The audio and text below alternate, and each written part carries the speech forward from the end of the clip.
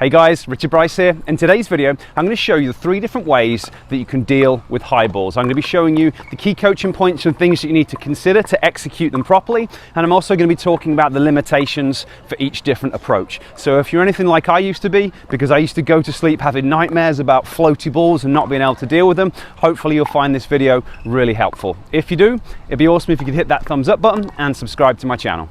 Okay, so for the 3 different options we've got, number 1 is going to be moving backwards and taking the ball as it drops. So the ball's going to bounce, it's going to come up, you're going to have to move backwards, then as it drops, you're going to be able to hit it at a more comfortable height.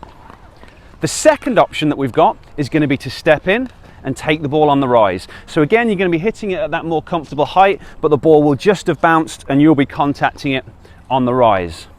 The third option you've got is to take the ball at a higher contact point height.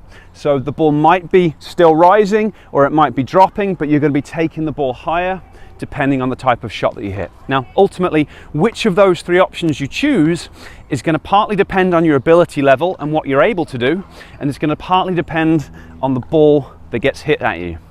The easiest option is to move backwards and let the ball drop. So for beginners and most improvers, that's going to be the option that you'll go for. More advanced players are going to want to step into the ball or be able to take the ball at the higher contact point because it's going to allow them to be more aggressive. So I'm going to take a look at each of those in turn and show you the key things that you need to focus on for each of them, starting with moving backwards.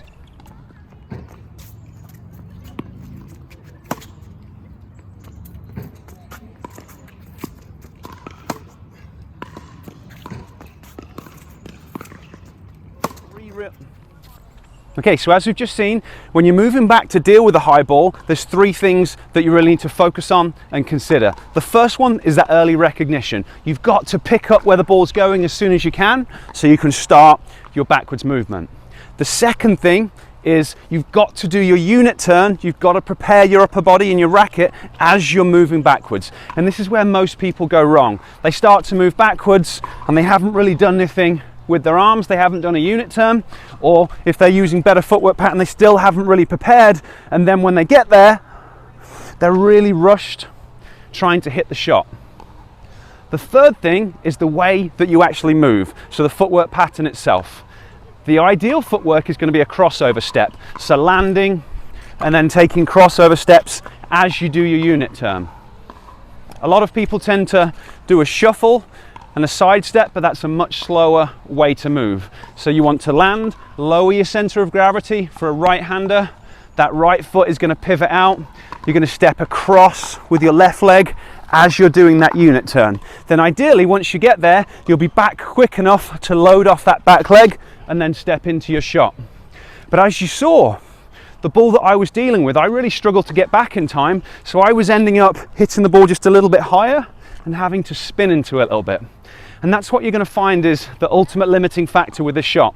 When the ball's hit too deep and too heavy in terms of spin, it's going to be going too far back and you're going to run out of room at the end of the court.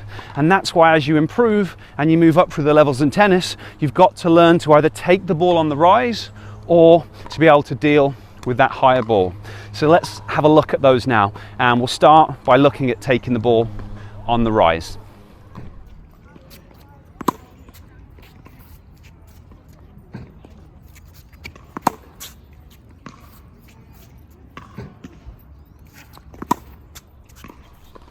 Okay, so when it comes to taking the ball on the rise, there's a few things that you really need to consider. The first one is that early recognition. You've got to identify what ball's coming towards you and make that decision that you're going to step in and take it on the rise so you can do the adjustments that you need to do. Out of those adjustments, you want to be thinking about lowering your center of gravity and reducing the height of the unit turn. So this is going to help you to really hit through the ball more along the line that it's traveling. If you do your unit turn and you're preparing up over your head, that's then a lot of stuff to get done to then get into position and meet the ball down there. So you want to be thinking about moving to that ball with a lower center of gravity, so bending your legs a little bit, bringing that unit turn down a little bit lower, so then as you hit through, there's a lot less stuff that can go wrong. And then the final thing that you want to focus on is really watching the ball through your contact point. So watching the ball onto your strings as best you can. And this is where most people tend to go wrong with this shot. A lot of people tend to be rushed. They end up not quite being in the right position, not quite prepared enough. They hit the ball, or they try and hit it too hard, and then they lift the head. So you want to really focus on watching that ball all the way through your contact point as you stay low. So you're going to try and be nice and relaxed with a shot rather than trying to hit the socks off it, because the ball's on its rise. It's already going to have a lot of speed. All you've got to do is get your strings in the right position, and it's going to be a fairly powerful shot. So don't worry about the power. Go as easy as you can, try and get the timing, and watch that ball onto the strings to try and improve the consistency, because it's a hard thing to coordinate. If you take your eyes off the target, it's going to really increase the likelihood that you miss-hit the shot. So out of the three, the most attacking option really takes time away from your opponent, but also probably the most difficult of them. Now let's look at option number 3, which is going to be taking the ball at that higher contact point.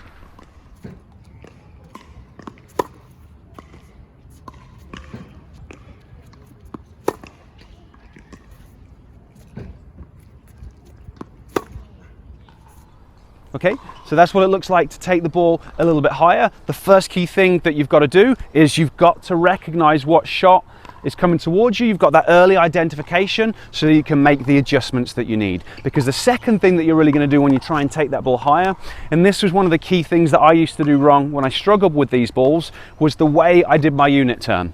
What you need to do is have that higher unit turn. This is going to give you room to then hit the shot. If you take your racket back too low, or if you do a more traditional take back down there, it's then really hard to then try and get up to this position. So you want to recognize where it's going, take that arm a little bit higher, the racket overhead height, so then as you come through, you can contact it at around shoulder height. Your torso is going to be more upright, so you'll be thinking of being more in this position as opposed to the angle for a lower shot. If the ball's really high, the way that you're going to achieve that is to angle the body. So rather than trying to hit up like that, you're going to angle the body. The final thing that you need to think about is going to be what you do with your feet. Generally, you're going to be setting up in a semi-open stance. So semi-open being some variation of this. It might be more like this, it might be more like this, but it's going to be some semi-open stance, so then you can hit through. It's really difficult to hit this high ball from a closed stance. It doesn't really give you the optimal mechanics to get any force behind the ball. So you're going to be hitting with that semi-open stance, and possibly what you're going to need to do if the ball's higher is to load up and jump from that semi-open stance to elevate your body so you can still hit the contact point at shoulder height. Okay, so that's option 3. It's generally a little bit easier to do than taking the ball on the rise. It's still a fairly attacking option because it hasn't pushed you all the way to the back fence. It means that you can hold your ground a little bit and keep your opponent under a little bit of pressure. So really, it's the option that you're going to go for most often as you start to improve. Initially, it's always going to be moving back, but this is the shot that you need to develop and really work on, so that you can start to stand your ground and stop getting pushed back so much in matches and be able to deal with people who hit those deep floaty balls.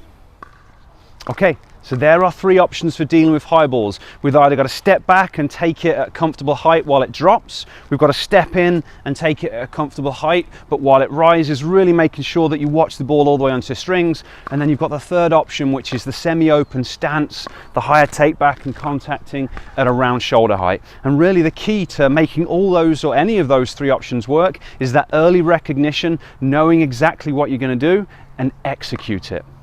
And that's actually where most people struggle with, because most people's visual systems don't function well enough to allow them to read the ball early enough to get in the right position.